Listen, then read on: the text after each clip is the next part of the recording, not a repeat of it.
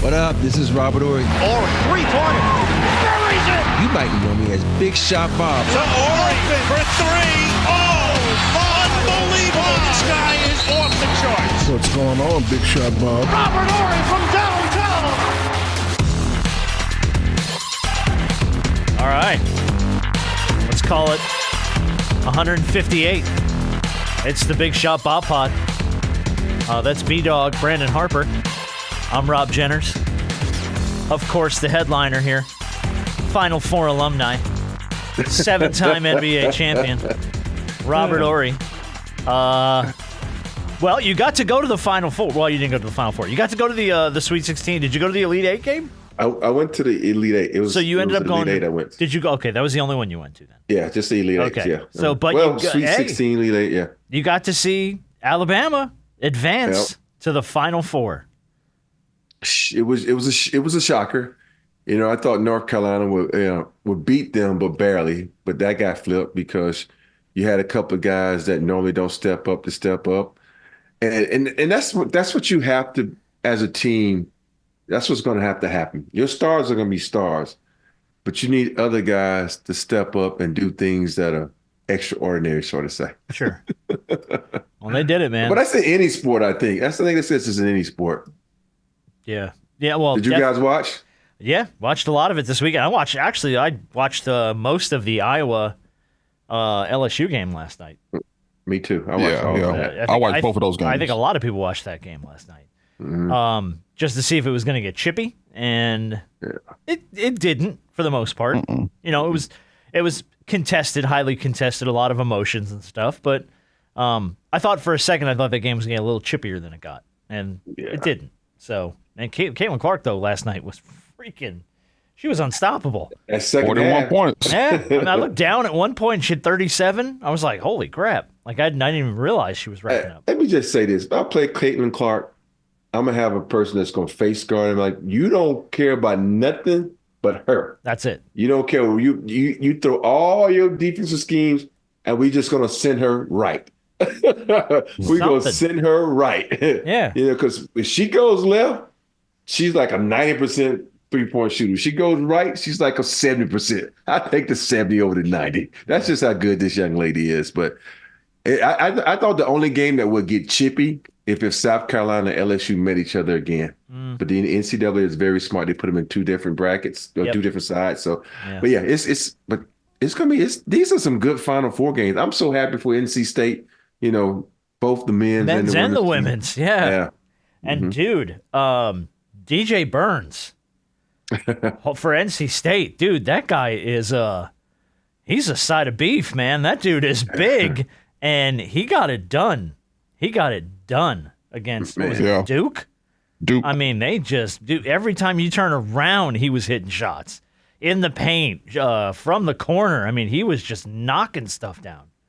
Yeah, he's getting apparently he's getting looks from NFL scouts. The report is that. But my thing is, when or if has he ever played football? I think he has. When was the last? See, here's the thing, and this is high school. I get it. Here's the thing. I understand he's what? What is he? 6'7", 6'8"? They say 6'8". 275, right? Mm-hmm. Dog, I get that he looks like a football player, but if you ain't put on them pads and you ain't laced up that chin strap in quite some time, I don't care how big you are, because dudes who've been doing this, they will humble you on their football field. I understand he a force on their basketball floor, and he is. He a big boy. Yeah. But we got don't. But here's the thing: we don't know what position he's going to play. You know, is he going to be a tight end? No. Because you think about it, it's like 5 tight ends that didn't play college football but play basketball, and then they say, "Okay, I'm not making it to the NBA. Let me go over here and try my skill set at basketball." So if he put him at a tight end, it's a different story. Or it might be just put him as He's too big to be a tight end. Why is he too big? He's 275, 280. What? That ain't got to do with anything. In the league today as a tight end? Hey, all he got to do is just do 3 yards and out. We're gonna throw it till you get down. Man, if that man ain't doing nothing but being on that, he got two positions he can play. He either gonna be on that old line or he gonna be on that defensive line. One of the two. Yeah, I don't know, man. Don't go anywhere near a skill position. But hey, I've been asked this question a lot of times by people that is like, do you think he'll make it to the NBA? I don't think he'll make it to the NBA. He has the offensive skill set to be in the NBA, but he doesn't have the defensive skill set. And that's what a lot of people forget. The bigs, even though they're kind of a dying breed in the NBA, but you still got to play some type of defense. You don't think he's good for some points off the bench for somebody, though? No, because he's gonna score 6, but gonna give up 12. You know what I mean? So it's you can't have that. Okay. And I know you're probably saying there's a lot of guys that like that in the NBA as far as guards and stuff, but it's a different league now. Bigs are obsolete. Yeah. What about what's his name? Zach Edey? He's going to the league just because he's that's what is he 7'4"? 7'4". Yeah, he's a big dude. Yeah, that's a big. We got this post game from him after the Purdue win. Let me see if I have it. I do. Unbelievable performance by this team, but by you specifically. What was your mentality in this game? They thought they knew us, man. They thought they knew what we had in our hearts. I promise you they didn't. We're fucking winners. That's what we do. On live TV. We're effing winners, man. That's what we do. Got him on live TV. And then there's all this video going viral, too, of him, let's say allegedly intoxicated at a, looks like a sorority house or something, walking into a room with a young girl. I was like, okay, slow down. But he's up to number 14 on ESPN's draft board now. And this is after, by the way, there wasn't a whole lot of talk about him. I've heard a lot of people say he doesn't really have a shot in the NBA. He has a shot just because he's big. If you think about it, like we talked about this earlier. Let's say if you got a chance to win a championship in the East or the West, and you got Jokic, go out there and foul him, contest some shots, because there's one thing you can't teach in that size. And when you got size like that, and don't get me wrong, he can develop into a different type of player. He's gonna get drafted because he's gonna be a great project player for someone because he has the size, he has a nice little touch, he can make some free throws. So he has a shot. I think he has a better shot than DJ Burns because DJ Burns is just average height. Yeah, it's a place for him. Just because he's 7'4", and defensively, if he can shift the floor and turn the floor upside down defensively and alter shots and block shots, he may not be a starting center in this league, whatever a starting center is, quote unquote. But yeah, he's gonna get some run because some team is gonna look at him because when you're a big body like that, especially when you got a guy like Wemby in the league now, and seeing what you could. Obviously, Wemby is a freak of nature and with his handles and his quickness and things like that. But having a big body there that can kind of challenge some of these guys, he gonna get some looks. Okay. Yeah, for me, it's like if this was 20 years ago, 15 years ago, he been top 5 pick. Oh, easy. But we talked about this last week, though. Who's even on the draft board? I've seen a lot of people this week going, this might be one of the weakest NBA drafts we've had in a while. Yeah. When Zach Edey is topping out your draft board? What? What? Hey, let me just say this. UConn will have 3 players in the top 10. Easily, right? Easily. With the way they're playing? Holy crap. Yeah. This is just, the draft is getting so watered down because guys are just leaving early and guys are leaving too soon. It's just so many things that these guys need to work on. And that's why, they look at the NBA, it's like, okay, this league is just turning into AAU, professional AAU. Yeah. That's getting there. That's getting there. I hope, though, we get some good Final Four games this weekend, man. Because if it's been anything like it, I'm pulling for NC State. I'm not going to lie. Me too. They've just been to watch the way that they played against Duke. Damn, I want to see NC State get there. But I don't know. We'll see, man. UConn's going to be a beast to get past for anybody. And you got UConn. Y'all got UConn. NC State's got Zach Edey and Purdue. So yeah, we'll see.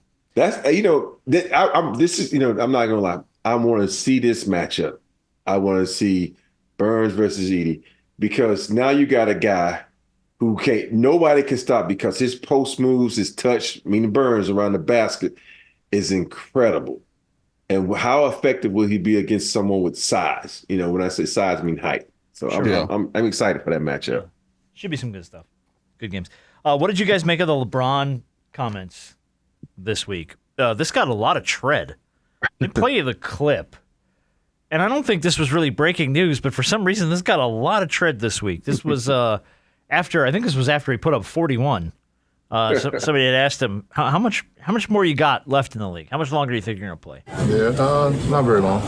Not very long. I'm on the other side, obviously at a hill, so I'm not going to play another 21 years. That's for damn sure, but not very long. I don't know when that door will close as far as when I'll retire, but I don't have much time left. I don't have much time left. I don't think that was breaking news. Dude's been playing in the league for 21 years. I know, right? But that got a lot of tread. Everything to LeBron's career is nearing its end.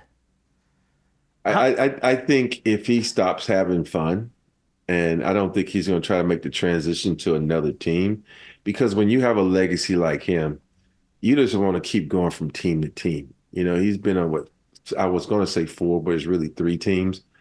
But stopping Cleveland twice. Yeah, you don't want to keep moving, because when you talk about the greats, it's all the greats that have stayed in one position. Even though MJ went to the Wizards for a minute, but you talk about Dirk, Tim, Kobe. These guys had a long tenure at one team and was very successful on one team, and nobody ever says anything bad about those guys. Because they all did it in one spot. So I think this is his last stop. I don't think he's going to go anywhere, and everybody knows. Think about it. He's been in the league longer than anybody has ever done this thing, and has been at a level like nobody else has been, and he's been successful at it also. You think about all the guys who were going into their 20th year, they weren't playing this type of minutes. They weren't putting up these type of numbers. Oh, no. He's just been great for the game. For what it's worth, before we continue to talk about this, he did surpass Michael Jordan this week with the most 30-point games in NBA history. He's got 672 of them. Jordan did 671. Wilt had 557. But I mean, like you said, Rob, 21 years in the league. What does that do physically to you? Because there has to come a point too for LeBron. He's in great shape. He's always taking good care of his body. We've talked about that. The grind has to get old after a while. Like, can you just talk about the NBA grind? Not even like what it does to you physically, but like the grind itself. It's 8-9 months of the year where it's nonstop. The mental grind, getting up. Because there's so many days where you don't even get hurt. You're feeling great. And all of a sudden, that one morning you get out of bed, everything is aching, your feet, your back. It's hard to get everything going. And that's the mental part, because do you want to keep going through this physical pain? You enjoy it. You enjoy it to the utmost by going out there and being with your comrades, you playing and having fun, all the things that come along with being in the NBA. But it's the pain, man. It's the pain. The pain of waking up in the morning, the pain of like, okay, I got to lace them up one more time in this cold ass city on a back-to-back, 4 and 5 nights. And it's just hard. On a plane at 2:00 in the morning. Yeah. It's missing your family. Like, dude. The physical part is the easy part. It's the mental part. And if you watch a lot of LeBron's interviews, he always mentions keeping his mind right and keeping his mental right, because if your mind and your mental is good, it can overshadow the little nagging injuries that make you want to say, boss, I'm out tonight. So it's the grind of the mental part is the hardest part ever, because that's what made me want to retire, because I stopped having fun. I stopped being nervous. And when you stop having fun and stop being nervous, you can't pull energy from anywhere else to play the game. You just out there You start hip checking Steve Nash into the scores table. You just start floundering in the wind. I think they need to stop asking him. Mm-hmm. Just leave it alone. And I think it only gained traction because he actually gave a thorough answer. Yeah. Because usually, stuff like this at this point in time, if you ask LeBron any type of variation of the retirement question or when is the end, You know, I expect him to be like, I don't know. It's the end when it's the end. And then that wouldn't have been, I don't know if that would have gotten the traction it did. But the fact that it did get is because he did give an answer. Look, we all know LeBron at the end. What the end looks like, we don't know. Yeah. I just think we just got to enjoy him for the fact that he's still here. It's like it's almost kind of like people are waiting on him to leave with the question continuing to come up. It's like, why, you want him gone? I think you're going to miss him when he's gone. So I think you just might need to enjoy him while he's still here. Yeah. But it's like that question after all the, when is going to be the end? When is the end? Why are you trying to end the man? So he still loves the game. He still is in great shape. He's still playing at a high level. The end will happen when the end will happen. I think it's because he's at a point where not many players get to, in the sense of the amount of years he's played in the league, his age. That's the storyline now for him. You know, because he's still an amazing player. He's not playing at an MVP level. So the story isn't that LeBron's going to win an MVP. The story is always, can he get another title? And now let me ask you this. If we live on some planet where the Lakers go on a run this year and they win a ring, do you think he hangs it up? I would. But Yeah, I can see that. he ain't. You don't think so? Because I don't think so. I think he'll sit back and says, okay, I'm going to take half of next year off to save my body so I can, try to preserve it so I can play 1 year with my son wherever he goes. I think that if he wins the championship, he's going to put his body in preserve mode and then try to play 1 year with Bronny if Bronny makes it to the league, So think about it. That'd be the first time ever. And Bron likes being the first at a lot of things. Yeah. Leave that man alone. I would ride, yeah, but still, I'd ride off, man. If you win that title, ride off, man. Let the credits roll, deuces, and be gone, man. Shane, enjoy it. Come back, Shane. Yeah, exactly right. Yeah, exactly right. I always think of it's a bad analogy because they're different players, different sports entirely. But I always think of John Elway. When John Elway won that title in Denver, when he was at the back end of his career, I was like, hang him up. You're done. You got over the hump. You finally got your ring. Dude comes back to try and do it again, and then shockingly, Denver goes on a run and wins the second one. At which point he threw up the deuces and he rode off. But like for me, it's like, man, if you're at the back end of your career and you win that ring, and you're tired. It's like you just talked about, Rob. It's a grind. You're mentally exhausted. You're physically exhausted. Your body's starting to just go, hey man, can we take the night off? Ride off, man. Just ride off. If you win that title, ride off. Hey, after my 7th championship, I tried to write off, but hey, we ain't paying you. Like, I got 1 more year in my contract. I'm coming back. I'm good. I got 1 more year. I'm coming back. I gotta catch a check. If you pay me to stay at home, I'll stay at home. But I'm coming back to get that last paycheck. Good on you, man. I'm gonna skip ahead a little bit just because we're talking about the Lakers. I'm gonna go ahead and throw my hand up and say I got to eat some crow here. At the very beginning of the season, we asked you, how many games will Anthony Davis play? And you said, I fully expect him to play every game, but he's got to play at least 70.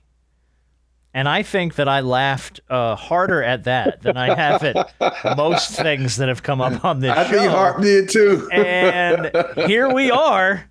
Anthony Davis has started 70 games for the Lakers this season.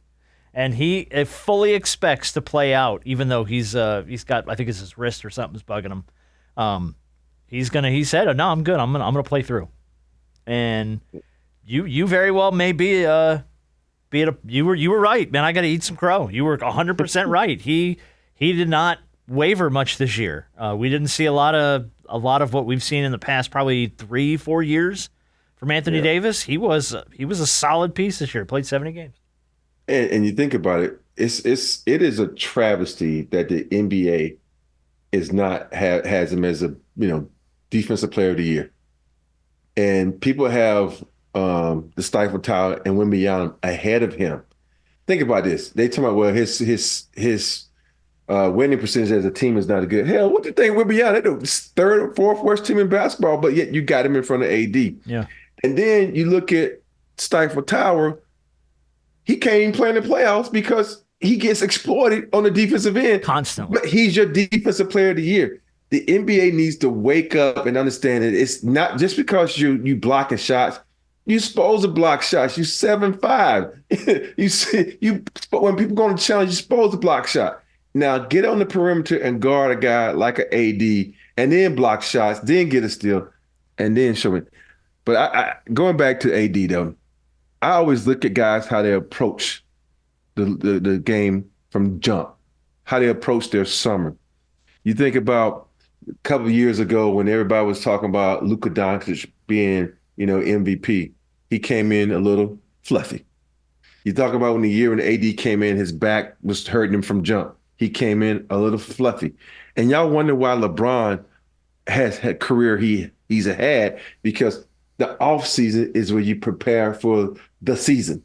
And I think this was one of the seasons where AD prepared for the season, got his body right, and from jump, he was ready to go. And that's why I think he's been able to play the games that he's played this season. Yeah. I mean, I didn't think I was going to see it. Not because I didn't want to. Oh, no, it wasn't a matter of want to. It was just I didn't think it was going to happen. Yeah. But, I mean, I'm proud of him. Yeah. I'm proud of him, even for working through certain things that could have kept him out longer in the past. And I'm proud of him working through a lot of those things and fighting through some of those things. And hey, it's a big reason why the Lakers have been able to, keep themselves playing worthy at least. So, I'm proud to see, AD continue to, to stay healthy. I never thought 70 was going to be the number. I'm just going to be honest. No way. No way. All right. Give us the breaking news, man, because I know you always know the breaking news. I don't have nothing right now. News? What, is there something going on? Rick Pitino has resigned from his position due to some unfortunate circumstances. Is that all it says, is unfortunate circumstances? Well, yeah, my wife just sent me that, and I was like, she sent it, I'm like, Yeah, all right. He has been a little crazy up there in the St. John's uniform, talking crazy about his players and stuff. Yeah. So, yeah. But yeah, I ain't know how much longer he was going to be up there no way. Yeah, so. I mean, we talk about end of the line for people. That's the end of the line. Pitino's been riding that end of the line storyline for quite a while. I mean, but they skipped. I think they sat out of the NIT this year. Yeah. So that but it also could be an April Fool's joke. I know it's April 2nd, but it very well could be. Oh, it very well could be. Mm-hmm. I will tell you the one I saw online this week that made me fucking laugh out loud. Speaking of April Fool's jokes, then we'll get back to other nonsense. Was some girl put a cardboard sign on the back of the car that said, "Beep at my mom and flip her off. April Fool's prank." And the mom did notes on the back of the car. And then it's like 2 minutes of this mom just losing her mind because everybody's driving by her, beeping at her and flipping her off. And she's freaking out. She doesn't know what the hell's going on. It is hilarious. I will repost it at some point if you guys want to watch it. But please do. So her daughter's in the car filming her? Her daughter's in the car, and she's kind of got her phone. She's holding it, and the mom can't see her filming her. And the mom's just losing her mind because everybody, she's like, that's like the 30th person that's beeped and flipped me off. What the F is going on? She's rolling the window down and yelling at people. Oh, it's freaking hilarious. It's so funny. And it's like, dude, she's wrong for that, but that was funny. Nah, I assume that she found out when they got back home or got wherever they were going. She must have, yeah. The video cuts off before she gets home, but hang on. I think I pulled like about a minute of it. Let me see if I can find it real quick because it's just. It's so good because the mom is like such a character. Yeah, here you go. The mom is such a character. She has no clue why people are flipping her off. That guy just gave me the goddamn finger. What did I do wrong, jerk ass? What the Christ? That's not the fourth person already. That's so weird. Jesus God. The hell? Why is everyone honking? I have no idea. Goof, I'll fucking honk at him. Fuck you. How about that? How about that, goof face? What the fuck did I do? Idiot. It's so weird. What the hell? Oh my God, another guy. What the freak is going on today? Honest to God. Okay, buddy. Fuck you. Fuck you too. What the Christ did I do? I'm going the speed limit. Go around me then, you jerk. Go around. Honest to God. Hey, I'm getting all nerved out here today. I can't believe this. That's about the 10th person. There goes somebody else. You've got to be damn well kidding me. Fuck off, lady. Fuck off. Honest to God. Oh man. Why is everybody laughing at me? Bizarro day. I gotta get home. Maybe the Bizarro day. Don't know it. I can't believe Maybe she said something's going that. on and they're trying to tell us. That's the most ridiculous thing I've ever seen in my life. I'm going home. That's it. Forget it. Forget it. Just so good, man. Such a I good love April that. Fool's prank. That's crazy. Good on that girl, man. That was funny as hell. The mom is funny though. The mom, the thing she was saying, She is kept funny. saying, she's like cussing, and calling everybody a goofball. What is this Fuck off, Bizarro you world? goofball. Yeah, Bizarro world. Yeah, no, the mom's entertainment, man. The mom's just straight entertainment. All right. Please tell everybody who Bizarro is in case they don't know. I think everybody knows who Bizarro is, right? Let's find out. Harp, you know who Bizarro is? I don't think so. See? That's an old head I thing. guess so, yeah. Okay, so in Superman, there was like a clone of Superman that was like everything about him but backwards. Got it. So it was like the S was backwards, and he was like kind of ugly and broken and like white and blue. He was like a monster. And Right. he was supposed to be a clone of Superman, so he had all of Superman's powers, but his name was Bizarro. And he was basically the exact Backwards. opposite of everything that Superman was. So when you say Bizarro, you've probably heard that before. That comes from Superman comics. I mean, it's been flipped. Yeah. Which, if you've ever seen the Bizarro episode of Seinfeld, is hilarious. Where Elaine, I've never seen that one. Elaine becomes friends with like a different group of 3 people who are very like nice and cordial, and like instead of a postman that lives down the hall, it's a FedEx guy. Like it's just and Don't they pass each other in the hallway and one time? they come up to Yeah. each other in the street, and all 3 of them are like staring at each other like it's looking in a mirror. Like it's just very funny. All right, so back to nonsense. Like that wasn't enough nonsense. Is Embiid gonna play this week? Looks like it. Sixers say that Embiid's anticipated to make his return to the court this week, possibly as early as tonight against OKC. He's been sidelined since January 30th with torn meniscus. He was given a recovery time of 6 to 8 weeks. He's about at that 8-week mark. Do you think it's worth getting him back out there before the postseason, get him some time, or do you think it'd be better if they just let him rest up for the playoffs? I think, if you look at this team, they have a good chance to make some noise in the East. And I think you have to put Embiid out there to knock some of that rust off. Okay. Because if you don't, when you bigs like that and the way he moves, you got to make sure he's 100% healthy.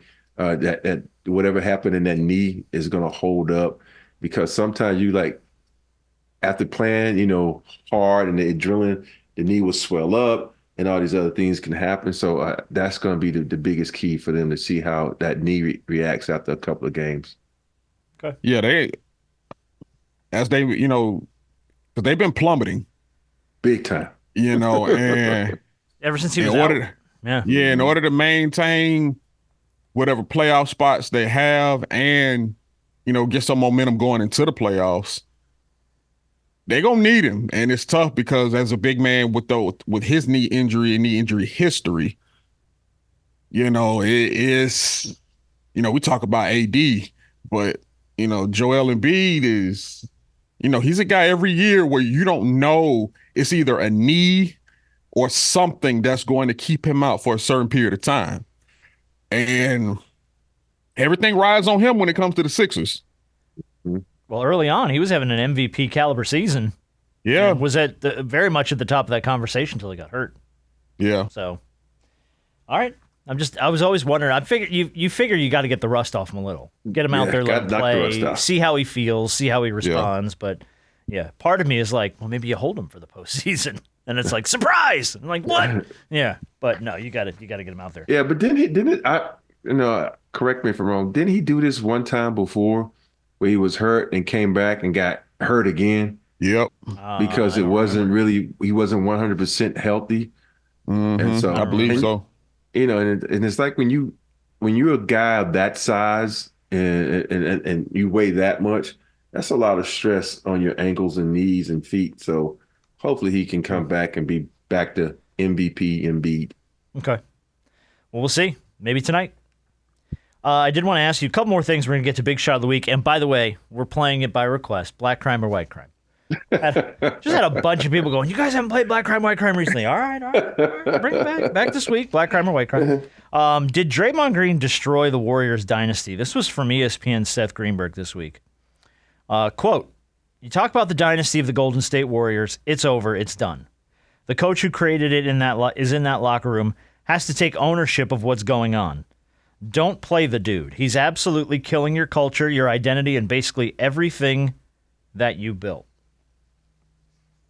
How do we feel about? I don't know how I feel about the word destroy, because everything was, because part of who Draymond is what helped made the Warrior culture when it came to being the defensive anchor, when it came to being the engine to that vehicle, when it just came to being the guy that kind of got everybody going and just kind of inspired everybody. The only problem is a lot of that has gone to his head and it's gone out of control. Now, I do think Steve Kerr and everybody has some blame in this. I don't know if it's the thing that ended the dynasty, because you got to also take into consideration Klay's injury history. Like the injuries, the ACL, the Achilles, and all those things that have affected him, that ends a lot of your, that's sometimes the beginning of the end of a lot of the run that you had. Mm-hmm. And then plus the Draymond antics and getting kicked out and doing all these other things. But I don't think that's the core. I don't think that's the reason for it. I don't think that's the only reason. I think there are a lot of other factors that led to it being the end of the dynasty. And plus everybody's getting older. Yeah. It's age. Yeah. I think with Draymond, I blame, I'm going to start at the top. I blame Adam. I blame the refs. And when I say the organization, that includes everybody within the organization, from staff, coaches, because you kept letting him be Draymond. The way he talks to officials, the things he does on the court, you never reined him in. And now you add that with him thinking that he's invincible, he can say what he wants to say and do what he want to do. Add that to losing. When you're in a situation where you're not used to losing, that's even more frustration. So now these frustrations are added to that, where you don't make him accountable for his actions on the court and the way he speaks to officials. Now he's become this animal you cannot stop. And his carryover. You can go back to the game the other night where you get thrown out in the first quarter. Yeah, 4 minutes and there wasn't even a play involving you. No, it was him barking at the official. Yeah, and it's like right there, and I applaud the refs for, I'm nipping this shit in the bud. Boop, boop, get out of here. Yeah. And if they'd have been doing that early on, let's say 3 years ago, we wouldn't have this situation now, because, after a while, him getting tossed for so many games, Steph, Klay, Steve, even when Bob was there, we're like, yo, man, you need to calm the fuck down. And I think that once you let that beast out the cage, which is out the cage now, there's no putting it back.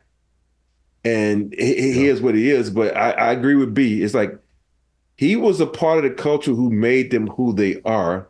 But as you get old, it happened to the Lakers. It happened to the Celtics. It happened to the Spurs. It happened to all these teams who win like 4 and 5 championships or go to the championships so many times. They start to decay just because their bodies have been beat up from the long time of playing throughout a season. Because you end in May? Season starts up in October. You don't have time to let that body heal and rest up. And so for me, it wasn't Draymond. It's just time. It's Draymond had a little bit to do with it, but he also had a lot to do with them winning it. So it's just the time that everybody's breaking down. And when you're good, you forget. You don't get no players because you have nobody that you can draft to add to that dynasty. And the players you did draft were bust. Yeah. So not saying the ones that are on the team now, but the ones like, they had to ship on because they were number 1 picks. Yeah. Couple things there. One, I think when you're good, to your point, Rob, you have this idea in your head that you're going to continue to be good. And then when that starts to unravel on you, you don't know how to get your hands around that. I don't necessarily agree with you in blaming Adam, because this starts with Steve Kerr. Because the shit we saw at practice with Jordan Poole before the season started a couple years ago, that's a Steve Kerr thing. That is happening in your practice, in your facility with your guys. You have got to find a way to get your arms around him and reel him in. And if he's not, then you have to be able to, you can't always be the cool parent. sometimes you got to be the asshole. And I don't feel like Steve Kerr ever tried to be the asshole with Draymond Green. I feel like he always tried to be the cool dad. He was always trying to, hey, man, why don't you just calm that down a little bit? Why don't you just back that off a little bit? And it's like, sometimes you got to ground him, man. Sometimes you got to take his phone and pull the TV out the wall. My dad did that to me plenty of times when I was a kid. and tell him, look, you're grounded. Sorry, you ain't playing. You're going to sit. Until you get this right, you're going to sit. And either you're going to play nice or you're not going to play. And I don't I think so much of what we see with him with the officials comes from the fact that he's got no discipline at home, right? So he's going to act out at school. It's the child analogy I'm drawing here, but it works for me. It starts with Steve Kerr, and I don't think, and I love Coach Kerr, but I don't think Steve's ever really gotten a handle on Draymond Green. Yeah, but I still think though, if you go back before that, let's say, even if I guarantee you, if David was still alive and as head of the commission, the way he interacts with officials would have been nipped in the bud. True. Now that and honestly, I think David would have gone to Steve and been like, "Listen, man, it's a carryover. You get a hold of this." Yeah, because I think because he's able to do that with officials, it carries over into practice. Because he's able to do that in practice, it carries officials, and I think they two coincide. But I just think as a whole, this is your league. Your team plays a lot on national TV. Now, Draymond is a very influential person when it comes to people watching him the way he plays. Nip it in the bud. You like the refs before the game says, "Yo," you go over to the huddle and say, "Yo, Draymond, we don't want to hear shit out of you tonight. If you don't like it, we toss you. Steve, handle it." And that's what a lot of coaches do. They did that to Rasheed Wallace. They did that to Dennis Rodman. The refs will go up to the coaches and to the players and say, "Hey, nip this shit in the bud. Are we not having it tonight? Oh, he's gone." Mm-hmm. And it had been handled like that. But they've never done that, to my knowledge. And they just say, okay, let him be who he is. Yeah. And I don't think he's destroying the dynasty of the Warriors, though. Mm-hmm. If anything, he hurts his own legacy. Yeah. You're on pace to break Rasheed's ejection record. That's on you, man. That ain't on Steph. They don't on Clay's injuries. They're all the things that we just broke down as to why the Warriors aren't the Warriors that they used to be. I don't think it hurts their dynasty. You can't look back and go, oh, yeah, and everything they built. No, man, there's a million factors, but Draymond's hurting nobody but Draymond Green right now. And I don't think he cares. The dynasty was crumbling before that. Right, but Draymond's got media opportunities. He's probably going to be on TNT. He's got a podcast. Life after basketball is already very much on his mind. I don't think he even cares at this point. Well, at this point, it's no point in... He looks at it from the standpoint of there's no point in changing because I've gotten this far with it. People talk about the one thing that really sealed it is when the Warriors decided to give him that 4-year, $100 million contract. 100%. And wanting to keep the core together and saying, you know what? Obviously, he's been a very big piece to the success of this organization, which is very true. And they decided to say, well, we feel as though what he's been to this organization when it comes to the winning weighs more than the antics. Mm-hmm. And so he was rewarded. He was rewarded for the way he played. Yeah, you're absolutely right. You're absolutely right. Speaking of rewarded, Paul George is sneaking up on the end of his deal. And there's a lot of buzz about this, too. Now, there's some, I put this in quotes because it's one of the funnier quotes I've seen in a while. There's some, quote, informed speculation. What the hell is informed speculation? That Paul George is going to re-sign with the Clippers, despite reports earlier in the week and late last week that the Clippers were unwilling to meet his contract expectations. Quote from a source, the Sixers are closely monitoring the situation, hoping the Clippers let Paul George slip away. He has a $48.8 million player option, so almost $50 million for next season, and he's going to be eligible for a 4-year contract extension with the Clippers, worth up to $221 million. He can't make that money elsewhere on a deal with a similar length, but do you think that it's the best move for him to stay put? Not just the money, but do you think it's the best move for Paul George to stay in LA? Due to the fact that the Claw had stayed, he'd be up. And I think from what I hear is he's trying to get the same money as the Claw, and they're not matching that. And I think he doesn't go anywhere for two reasons, because they've started something special in the Clipperland. They got a good coach in Ty Lue, and they got a brand new building. Yep. And so these are things that Paul George probably wants to be a part of. And I think, him being an LA kid and coming back home and being, around his support group, I don't think he'll go anywhere else because is it really worth it unless you get that same contract in like Texas, playing with like a Luka Doncic or something like that, where you can. But other than that, why go to Philly? Don't go to Philly because I don't think your game would mesh with Philly because, Tobias Harris, he's not. I'm not saying he's as good as Paul George.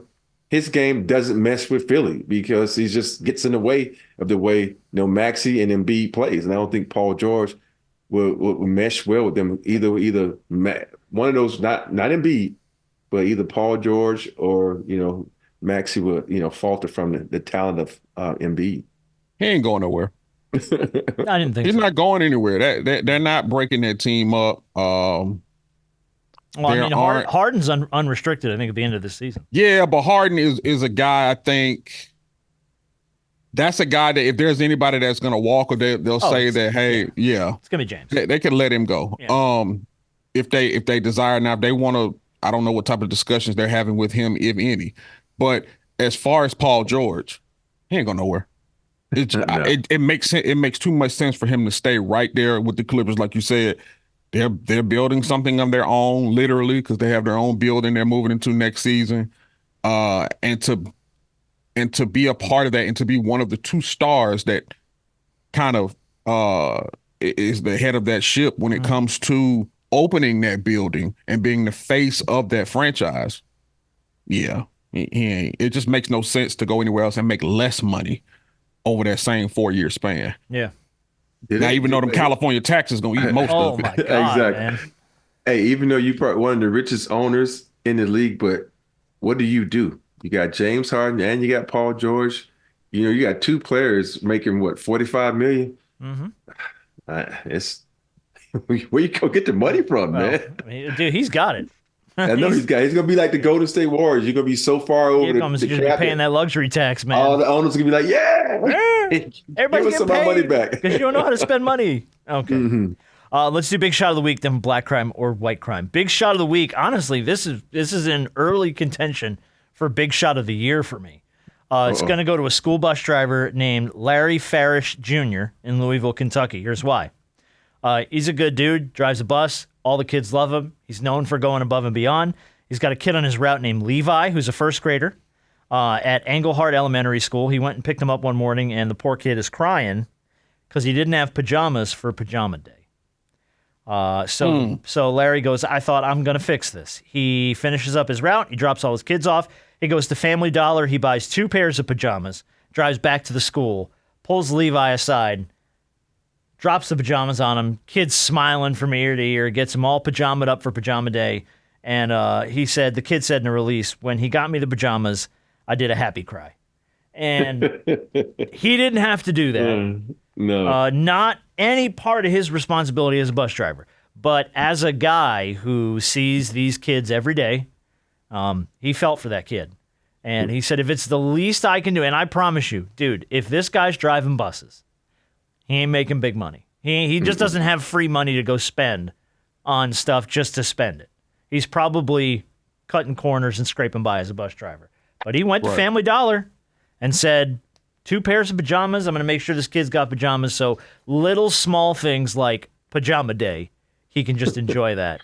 And, dude, humongous Big Shot of the Week to Larry Farish Jr. in Louisville, Kentucky. That's freaking awesome. Yeah, Larry. That's great. Hey, Larry, we got Pajama Day. I need some pajamas. But I don't think when you don't find any pajamas for your big ass. I know, right? No. You think about guys. I'm sure he had a second job to go to because, like you said, I'm sure as a bus driver you don't get paid a ton of money. You do that out of the goodness of your heart. But this was the greatness out of his heart for go out his way to help out this little Eli. Dude, what a just a class move, man. Very very selfless. Yeah, it like restores my faith in humanity when I see stories like this, which is why I like doing Big Shot of the Week every week because I love it too. It reminds me that there's like actually people out there who give a shit about other people, and as opposed to the girl who put the "flip me off" sticker on her mom's car. just to watch her get yelled at. All right. You sure she ain't the big shot of the week? I don't know. She might be. That was pretty damn funny. She might deserve it. All right. Well, let's do it. Haven't played it in a minute. We're going to find out who's a criminal. It is time for the world famous, world-renowned black crime or white crime. I have 8 stories. You know the deal. I give you a ridiculous crime. You just have to tell me if the perpetrator was Caucasian or African American. Very simple. Story number 1. A man in Los Angeles popped behind the wheel of a Waymo driverless taxi, only to discover he could not make the car go. Instead, he heard a disembodied voice of a rep ask him to please get out of the fully automated vehicle. When he didn't do so, the rep called the police, and he was arrested for trying to steal a driverless taxi in LA. Oh, my goodness. Black crime or white crime? I'm going to say black. I want to say black, but I don't think those vehicles in black areas. I'm going to white. It's black people everywhere. Oh, wow. All right, so we have 1 white crime, 1 black crime. This was Vincent Maurice Jones. Black. Rule of 3 names. White guy. 33-year-old white guy. Yeah. That's Really? Rob, man. As a white Wow. man. Yeah. His name was Vincent? I know. Vincent Jones. Vincent Maurice Jones. Maurice? And his name is Maurice? I know. You sure he ain't black? No, I saw the mugshot. He's a white guy. Saw the mugshot. I didn't know they had driverless taxis. I didn't know that was like... Yeah. I knew that was like there's driverless cars out there, but I didn't know you could order like a driverless taxi. It's new. It's new into certain areas out here. There are a lot of them in San Francisco. Have you done that? Have you done a driverless car? I ain't trusting that shit. I barely trust my wife when she's driving. I'm kidding, people. I make my wife doesn't like to drive, so she makes me drive all the time. So the other day I made her drive. It was the best thing ever when you don't have to drive. You can play your games on your phone. You can look out the window. You can go to sleep. It's like a whole new life. Exactly. It's like being let out of jail. All right, story number 2. An Amish family in Michigan went shopping at Walmart and emerged to discover, and it's a Walmart, by the way, so we don't have to play Walmart or Waffle House with this one, emerged to discover that somebody had stolen their horse and buggy while they were in the store shopping. Luckily, a truck driver parked in the store's parking lot witnessed the theft and gave police a description of the female suspect. The unidentified 31-year-old woman faces charges of larceny and larceny of livestock, which I didn't know was a thing. So, who stole the Amish people's horse and buggy in Michigan? I guarantee you. Black woman or white woman? A black woman who just did it, said, oh shit, I'm just going to do this for the fun of it and just leave it somewhere. I'm going black woman.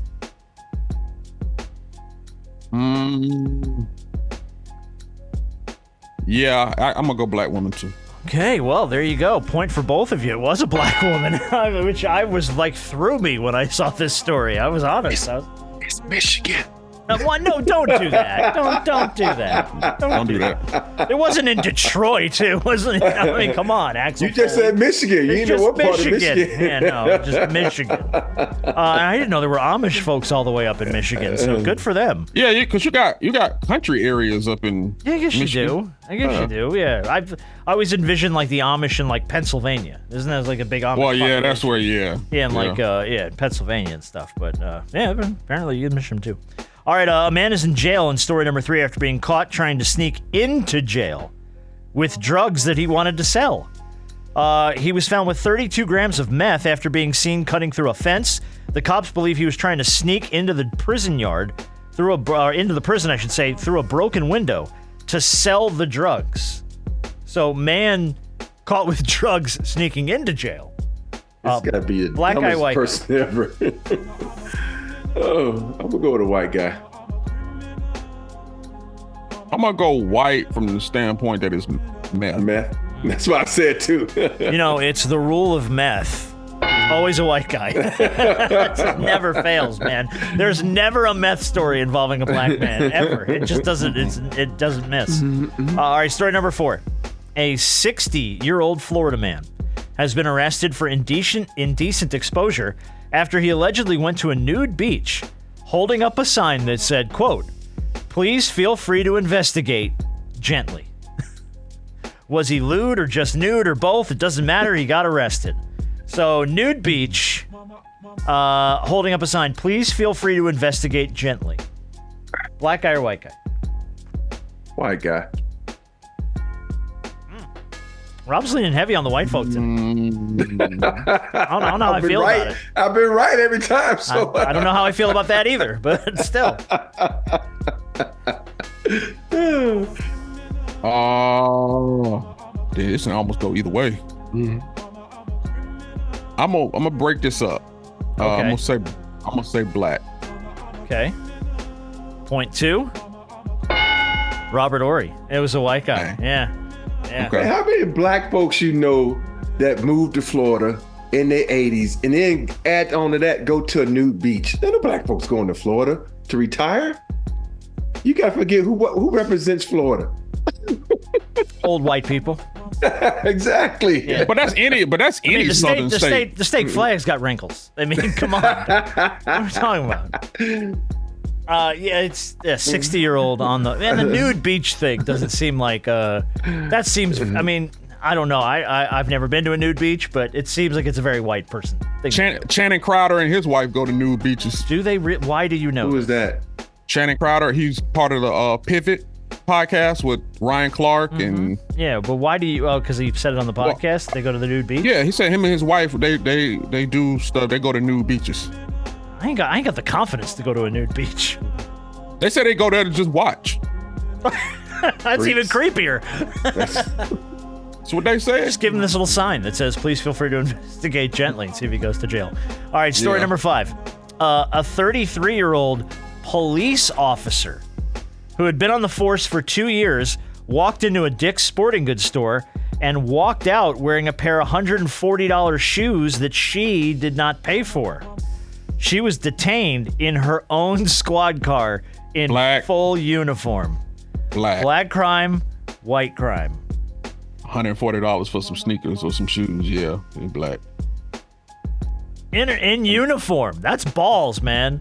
That's just no one's gonna catch me because I'm in my full uniform. I'm gonna go white. Okay. Point 2. B-Dog Brandon Harper. It was a black lady. Yeah. Even if it was a black man, like even if this was a man, I would have still guessed black because $140. I'm not saying white people don't spend money on shoes, but them was probably some sneakers that they've been wanting iron. Look, the only way this was going to be a white story is if those were Skechers. Other than that, no. And I don't know what's and then ain't no Sketch $140. No, so. Hell no, of course not. Yeah, I don't think I've ever spent more than $50 on a pair of shoes ever in my life. Rob, what's the most expensive pair of sneakers you ever bought? For me or for my wife, it's a difference. Go ahead, either one. $1,500 for me. $1,500? What did you buy for $1,500? It's back in the day. This is old. They had these Pradas that was like patent leather and stuff. Like it was really nice. Damn. So I bought those, and it was the first time I bought like some expensive shoes. And I take that back. And then I have some Louis Vuitton shoes I just bought the other day. It was 16. I'm lying. God 16. bless. 16. Man. Yeah, but you gotta understand that's an NBA. No, I know that. I know that. But but his thing is, I hadn't bought some shoes that expensive till my wife was just like, "Those look good on you. You should buy." I'm like, I ain't paying no damn $1,500 for no shoes. And I looked at the price. I'm sorry, I ain't paying no damn $1,600 for those shoes. But let me just say this: they're more comfortable in any pair of shoes I have in my arsenal. The Louis Vuitton shoes. I guess I would never want to wear them out though. I would never want to like go anywhere in them. I just wear them to like different events, like the Laker game, work, or I'm not just gonna wear them down. You're right. Go grocery shopping. Grocery shopping in $1,600 Louis Vuittons. Jesus. Right. Harp, do you remember the most you spent on a pair of sneakers? Yeah, it was probably about $120. Okay. Probably $120. If there's some Jordans, I'm gonna come over there and choke you like Bart. Nah, there was some. There was some 95 Air Max. Why are you gonna choke him for buying Jordans?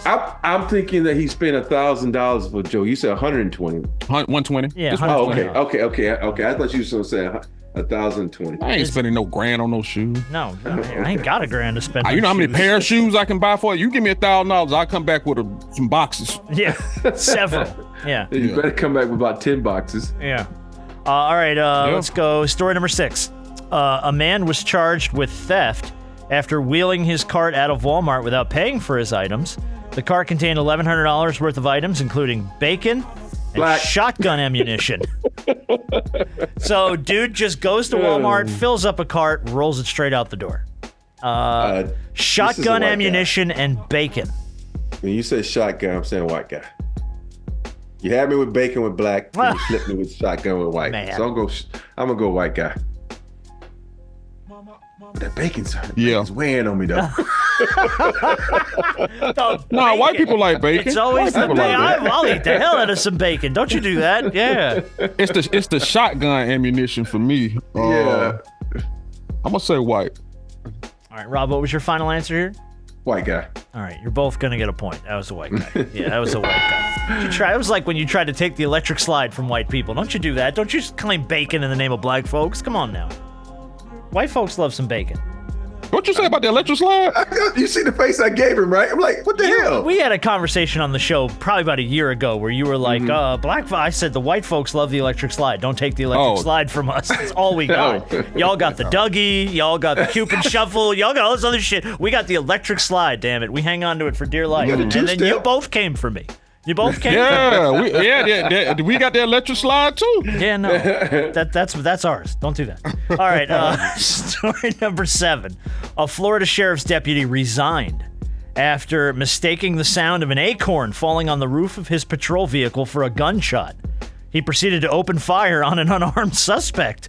As seen in body cam footage, thankfully no one was hit and no one was hurt. But the acorn falling on the roof of his car sounded like a gunshot. Dude pops out, opens fire. Black, because he got PTSD. No, actually, I'm going to remove myself from this story because I saw it, and it was so wrong with that guy. He's like, and then the black guy that was sitting in the car said, man, I'm sitting in the car handcuffed. He's sitting in the car handcuffed after they've searched him 2 or 3 times, and then the dude just starts firing at the car. It was like 200 rounds or 20 rounds? It was like ridiculous. Yeah, and he's just yelling at, and then he has the audacity to say, I've been hit when they showing the body cam, but this was a white guy. Yeah, it was. You know the story there. Okay, cool. It was a white guy. So I thought it was one of them. Yeah, we won't count that towards scoring, but yeah. Rob had firsthand knowledge of it, but that's dude. It was an acorn. You have to look at this story. Broke out. I mean, the body cam footage is insane. Let me say this is the dude is so lucky he did not get hit. He was handcuffed with his hands behind his back in the back seat of this squad car, a SUV. You got this guy laying there on the ground shooting at the SUV, and his other partner started shooting. It's just the most ridiculous thing you ever want to see. But moving on. Moving on. All right, last story. A Florida man was arrested for driving his truck through a closed gate that was marked "Do Not Enter" straight onto the beach and subsequently right into the ocean. And he was arrested for, obviously, driving a vehicle on the beach. So Florida man busts through the "Do Not Enter" sign, takes the truck out onto the beach, gets it flooded, stuck in the ocean, and arrested. Black guy or white guy? This is the Florida episode, huh? It was the Florida episode today. Yeah, I didn't realize it. I'm going to go to white guy. I'm going to go white. Oh, man, I'll tell you what. This is why white folks can't have nice things, man. It's like every story this week, man. Dude, the freaking nut cop, the guy driving his shit on the beach. Oh, my God. And the guy butt-ass naked saying, handle this gently. Handle it gently. Oh, by the way, when we talked about the Final Four, I forgot to ask, what did you and James bet? Because obviously you won that bet. Oh, $100. That was it? Yeah. It was either going to be tequila and a nice cigar. We have this thing on the show called couch segments, what none of us like to do. It's like at the end of the show, you have to sit down and chairs are on the couch and you talk about, the game and stuff. Nobody likes doing that because that means you have to stay an extra 20 minutes after work. So he's like, we finished the year. And like James said, oh, hell no, you only got like 2 games left. No, not a good bet. So we just bet $100. So it was the funny part. During the game, James walks over to me like 6 seconds left to go. And I'm on the third row. He tries to hand me $100, and everybody's like saying, "No, don't take it." I'm like, "I'm not taking your money. Game's not over yet." Yeah. I know that trick. So it was cool though. So he had to give me $100 on national TV. Oh well, on our no, I won't say national TV. Let's say local cable. On our show. Yeah, on our show. Local cable. Yeah. All right, good. Well, look, you made $100. It made $100 you didn't have. And you got to take James back Worthy. In business, Mortimer. Yeah, we're back, Mortimer. You and James Worthy.